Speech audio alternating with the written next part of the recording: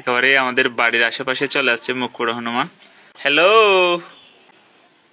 দেখতে পাচ্ছেন কত সুন্দর করে বসে আছে, ক্লাস দেখতেছে। আসসালামু আলাইকুম। আপনারা দেখতে পাচ্ছেন একেবারে পাশে চলে আসছে, এই তো একেবারে আমাদের বাড়ির আশেপাশে চলে আসছে মুখপুরা হনুমান।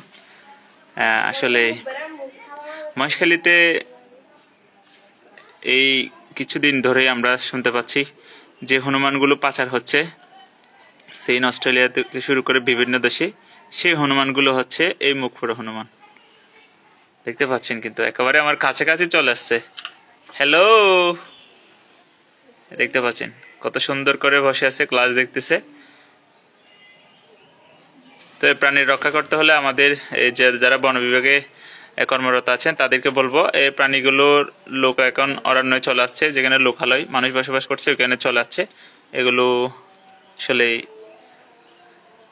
অনেকটা সুন্দর দেখাচ্ছে।